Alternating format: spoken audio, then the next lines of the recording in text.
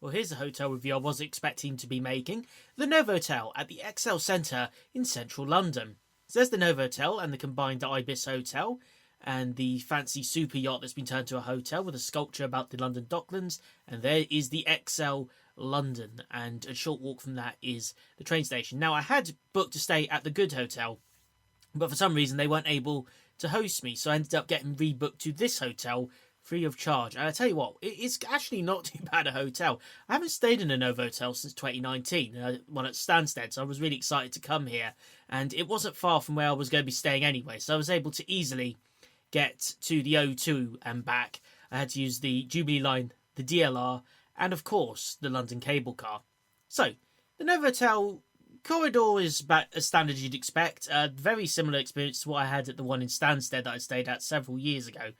And I tell you what, I'm glad the Good Hotel put me up in this, because they easily could have put me in something a hell of a lot less than what I'd initially paid for.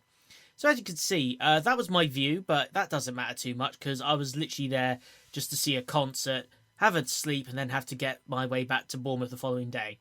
A very nice hotel room and a very comfortable bed, plenty of areas for charging, a little workstation for the business travellers, a television. There's the bathroom, which we'll come on to later, because there was something very quirky going on in there. This open wardrobe area had an ironing board, an iron, a hairdryer, some storage, and of course hangers. I don't think those waters were complimentary. I didn't take them just in case, but there was plenty of tea, coffee, and the milks provided, and the kettle itself was easy to use once you found where to plug it in. Overall, this room is actually quite spacious for one person, but here's the bathroom. Now, to the left, you can see I had a bath. Trying to close the mirror, that was actually the door there. It's all sliding and fancy stuff like that. But yeah, we have a bath here with a shower extender, some rather nice, lovely smellies. We also had a sink, which also came with a vanity mirror. And to my right of that, you can't quite see it, but that was a shower cubicle. Yeah, so there's no actual toilet in this room.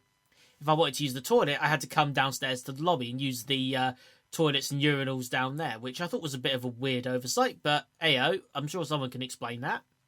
But toilet hijinks aside, the breakfast was really good. A nice selection of teas over there. You had coffee machines to provide you hot chocolate and coffee products, various juices available, and the hot food, well, they had a little bit of everything for everybody.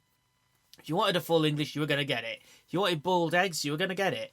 If you wanted juices, yoghurt, cereals, you were going to get it. So you can see I had a nice mix of stuff there.